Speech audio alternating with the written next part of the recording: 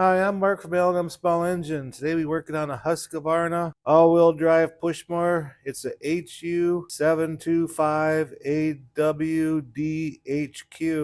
It has a 7.25 EXI Briggs & Stratton engine on it, and they used it a couple times last summer in the spring, and for some reason they didn't use it the rest of summer, and it sat all winter long, and they wanted to start this year, and they left the gas in it. And it wouldn't start. So they brought it over here the other day. I took the air filter cover out, sprayed a little carburetor cleaner, ran for a second or two and died. So we know there's old gas in there, and I'm sure the carburetor is plugged up or dirty. So we'll get it all cleaned up and get it running. So hope you enjoy the video. Okay, we'll pop the air filter cover off. Air filter, it looks like it's in pretty good shape. Little dirt, we'll blow it out. And there's four screws that hold the base plate onto the carburetor. Then we gotta take the top shroud off to get the tank off so you can clean and blow out the tank. So we'll go ahead and take the shroud off first. One more Torx. Might have a clip on the front of it here. Gotta take the oil filler cap off, it looks like.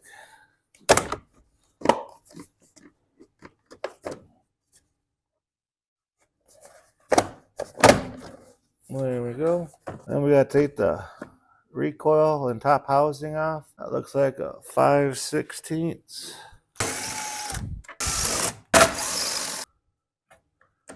There's 3 of them. Now we can lift the tank right out. There's 2 slots in there, and it slides down on these 2 things on the gas tank. So now we'll take the hose clamp off here.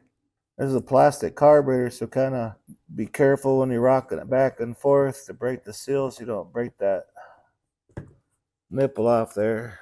And you can tell that gas is pretty old. We'll go ahead and drain that and blow that tank out real good. There's 2 different size screws on these 2. The 2 top ones are 5/16, and these 2 bottom ones are 9/32. And it'll just pop off, and the carburetor will slide on out. This is one of them automatic choke ones where you don't have to have a primer bulb or anything like that. So it just slides in there. So unhook the choke one first, and hook the governor one. And always make sure this plastic cover and that O-ring are in there. Sometimes they pop out and air can get sucked in there, and that'll be a reason why they don't start. But this one here looks like it's in good shape. I'm just gonna take some carburetor cleaner and just clean the outside off so we don't get none of that debris on the inside. Okay, got the carburetor, all the dirt cleaned off. I'm gonna take these 2 screws out. These are 9/32. There's like a little plug right here where you can take out, but this is easy doing it this way, and I like doing it this way. Because when you drain the gas and everything, you know, everything's out. And we just need like a flat screwdriver. And we kind of got to pry this off. There's a big thick O-ring in here that seals it so it don't leak.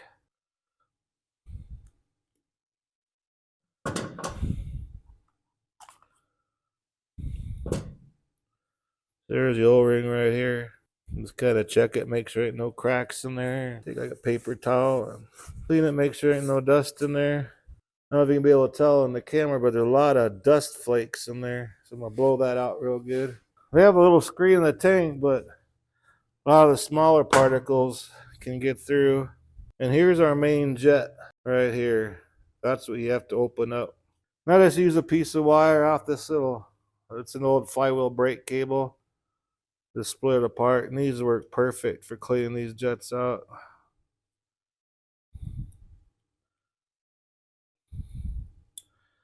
So once you do that, take a little bit of carburetor cleaner.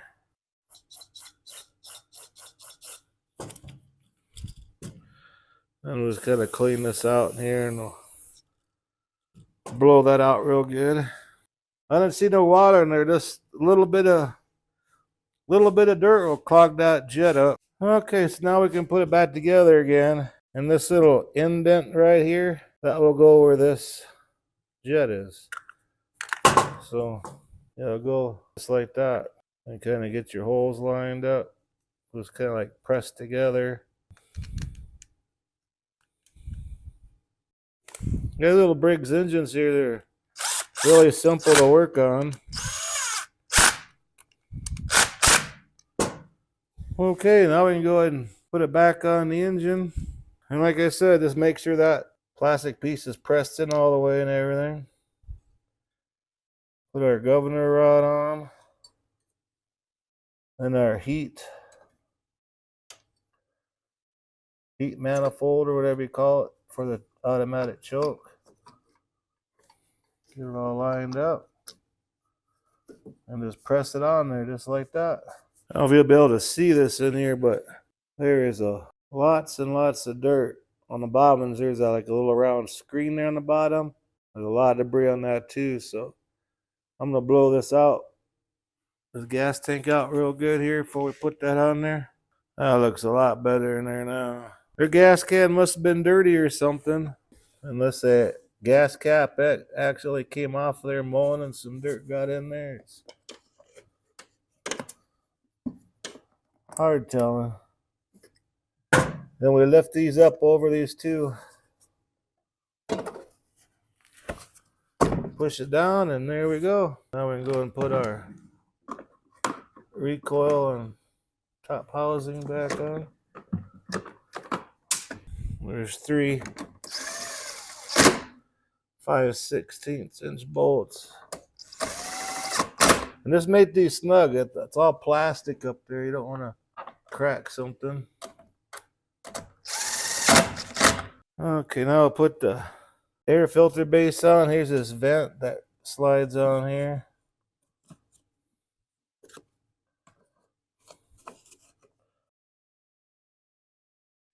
The 2 5/16" ones go on the top. Then the 2 9/32" go on the bottom here. Alright. I'm gonna blow out this air filter real quick. It's not really dirty, but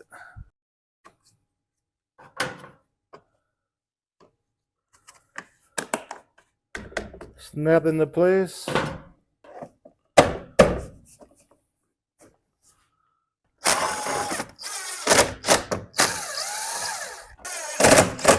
Put our oil filler cap on and make sure you have oil in there before you start it up. Okay, I'll go ahead and take it off the table here. We'll put some fresh premium in there and see if we can get it started. Okay, we'll put some gas in here.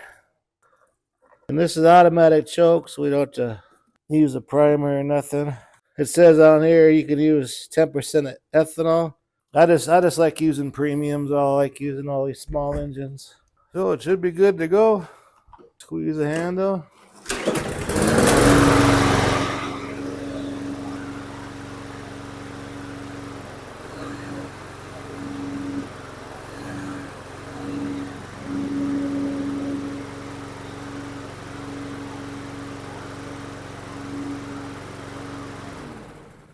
Well, there you go. Runs like new again. Anyways, I hope you enjoyed the video. Appreciate you watching. If you like my videos, please press the like button and please subscribe. Anyways, you have a good afternoon. Bye.